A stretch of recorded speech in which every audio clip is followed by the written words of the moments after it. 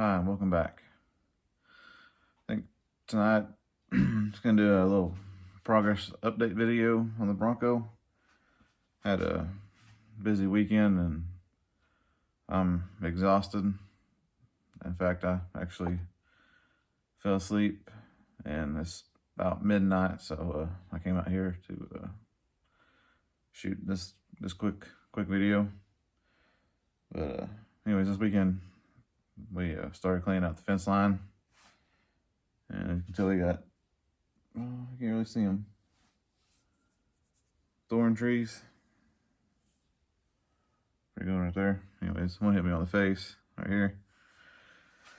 Anyways, did that, and I come out here and with my oldest, and we started cleaning up a little bit. Did that for a couple days, but yeah, it's pretty exhausting. So thought this would be a good time to kind of go over what we've done and what we're gonna do. I don't know if you can tell back there, but I have a new welder I was gonna try out. I'll show you that. But anyways, let's we'll go over to the Bronco and I'll update on what we've done and kind of show you what we're gonna do next. If you're new to the channel, we started tearing off the passenger side. All this was kind of rusted and that kick panel was really warped. And as far as the only metal we've actually replaced is this little patch piece, and you can see I have some work still to do here to get those holes kind of filled up. But it looked like that one over there. But anyways, we cut out the kick panel that went here, the inner rocker. Gonna leave that back section on and attach the new one to it, and then the outer rocker. Of course, the floor. This is what we're gonna work on probably in this next video. We have all the bushings in, which that's something that we did too. We have the front bushings, and then the floor bushings, and what I call the mid bushings, and the rear bushings. We got all those in. Still need to tighten this one down over there. There's a nut for it, but we need to snug them all down. That way we know where the floor is going to sit, and then we can start going through here. Like, need to notch this out for this to bring this in, and need to cut this whole piece off here, since the original inner rocker kind of overlapped the floor, and this piece wasn't on there because the inner rocker welds to that piece right there.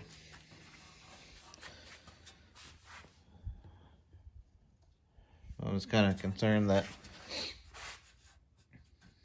when I cut this off, the inner rocker is going to won't be flush, so I might cut a little bit into this one, maybe cut on this side. So I was going to try to split the seam here, but I might try to cut on this side to bring it more in. But we'll look at that next time, a little bit more in depth.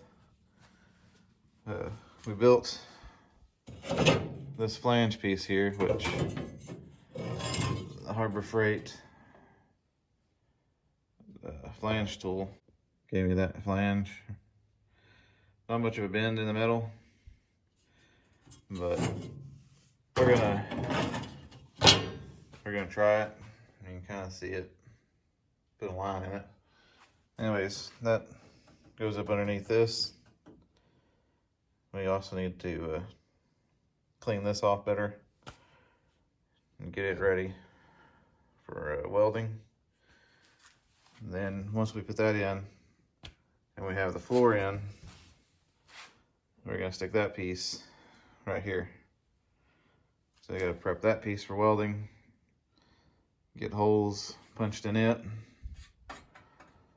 on this side and over there. And we gotta weld up this little crack. And this brace here, I noticed it moves quite a bit. So I'm gonna hold it up where it's level with this other one and put a few tack welds right here. Hopefully hold it a lot better. Because right now, I don't know if you can tell, but it moves quite a bit if you put any pressure on it. So I have to tack that, give that a little bit more strength so it doesn't move as much. And then we'll once we get the floor in, we'll tack on or weld on the inner rocker and then the outer rocker. Or wait, no, take that back. We'll do the inner rocker first, then the kick panel, which attaches all the way up here, all the way down to the inner rocker, and then the outer rocker over that. And that should give us the side completely fixed. Then we have to do the other side. But other than the floors, I believe the only other bad spot we have in the Bronco is right over there in the bed. You can put a screwdriver through it, which that doesn't really concern me that much. I'm just wanting to get this done because I'm wanting to take the whole body off the frame. That way we can start working on the frame and the suspension and all that stuff, and continue to work on the body in the meantime too as well. But I'll take you around front here. You can kind of see the pan right here. We see some daylight in it. But my plan is to leave it bolted in. This right through here is pretty good. Probably gonna have to cut this bend and push it this way. And I'm not sure if I have to cut this one yet, but this needs to push back this way quite a bit. And I think once we notch this out, this should fit pretty flat against this piece. That's what I'm hoping. And then of course we'll have to punch holes in it all the way through the lip and on where the brace is too. I do believe, if I recall right, it was welded to this one. And there should be two rows, like one row going up here and one row right here. And I'll go all the way across.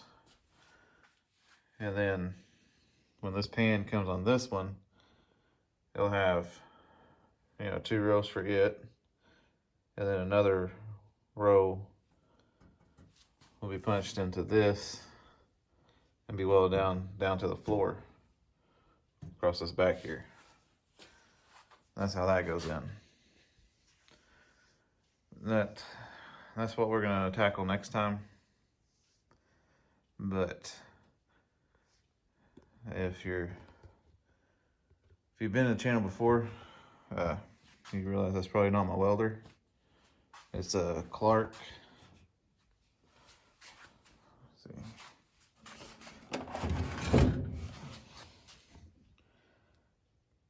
Clark MiG 105 fan cooled. And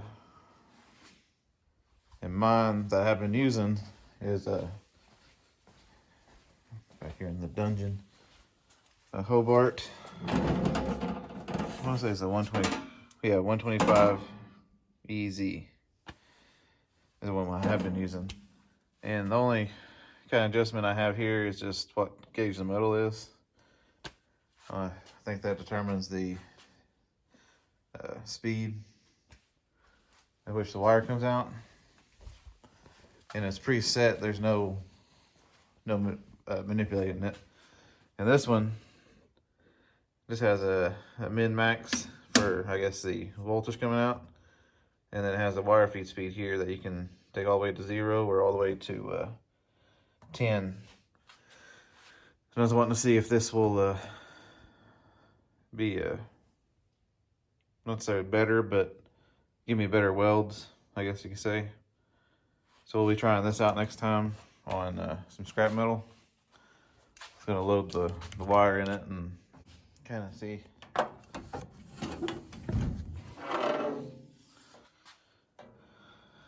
See how it goes. And too, on that Hobart, the mechanism for the wire to go through is at the bottom, which I don't think that matters that much. They gave us a little bit of wire in there, so we'll thread it through and get it tightened down. And then I got suggested settings for the welder, which we'll be doing 16 gauge. So it's right there.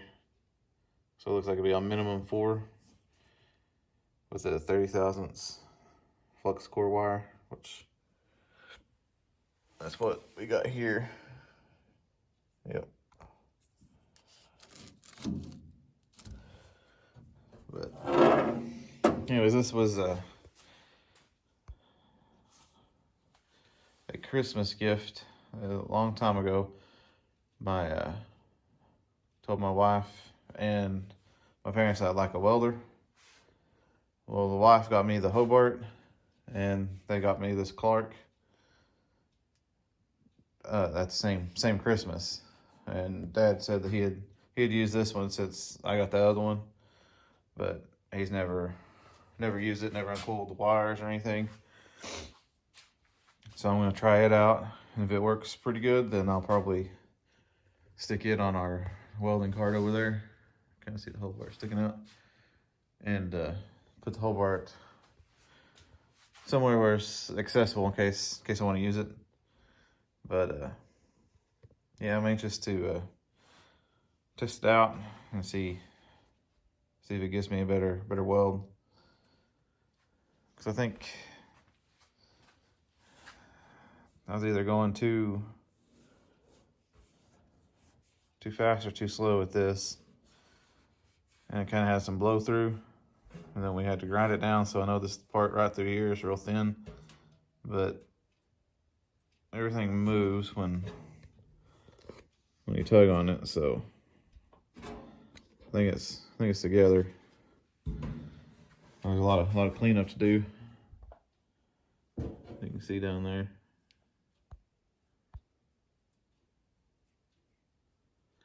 But anyways, also if you're new to the channel, we have a 65 Austin Healey back here. I got it essentially for free. It needs work, a lot of work. But we'll be diving into this at some point. But main focus is the Bronco. Next time we will start cutting the pan, working it, bending it, and getting it fit, and then we'll weld it in. Not gonna cut any of the lip off. Probably gonna do spot welds and seam sealer over the lip, and hopefully it'll be sturdy enough and strong enough. Yeah, there's a lot of work. I'm actually thinking that this pan probably needs to shift that way some, because you can see how it right there, it kind of overlaps pretty good. I can push the metal together. So I'm just hoping this doesn't stick out too far once, like if I had to cut this back in here, back in here, then this is going to be stuck out and the kick panel will be stuck out. But I don't want to remake this whole lip here if I don't have to. Anyways, that's a little update video on the Bronco.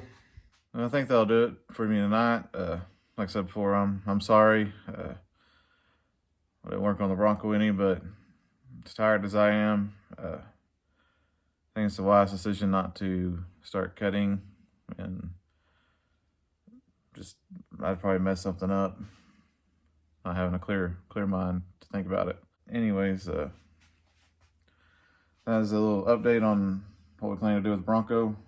Like I said, next video we'll start probably cutting the pan, bending it out, getting it fit up against the rest of the metal in the tub, and I'll have to punch some holes and drill some holes out and get it ready to be welded. Probably coming sometime in December. I'll do another build cost on it since we purchased a few new parts and kind of get a running total. I'm going to do a better job about it and have actually everything that I bought together on a spreadsheet, so I know exactly how much we spent. And then two, I think I'm going to do one of what I want to do and how much that it's going to cost to have the rest of it done. The rest of the parts bought. I haven't accounted for any kind of miscellaneous items like paint or anything like that, or even time spent out here. But it should give somebody that's stepping into this kind of a baseline of what it costs and what it will cost. Like I said, I'm into this Bronco fairly cheap, $1,500. It was running driving, so I think if I ever went to sell it, I could probably make a little money on it after everything I want to do to it. But you know, once I get it done how I want it, then I probably won't get rid of it. But anyways, that being said, thank you for watching. If you made it this far, if you're first time watching, I post every Monday, Wednesday, Friday. Usually on the Bronco. Should change the name to something with a Bronco in it, but I got this, that Healy, and a few other project cars around here that's going to come in as soon as the Bronco gets done. But the Bronco's looking like it's going to take me quite a while before I get it finished. But anyways, I post every Monday, Wednesday, Friday. And best thing you do is please like, comment, and subscribe.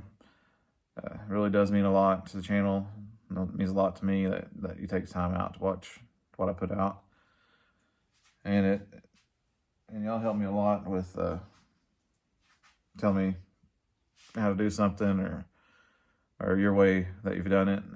It does help me and gives me ideas to proceed with the Bronco. But anyways, yeah, if you can, just like, comment, and share, subscribe.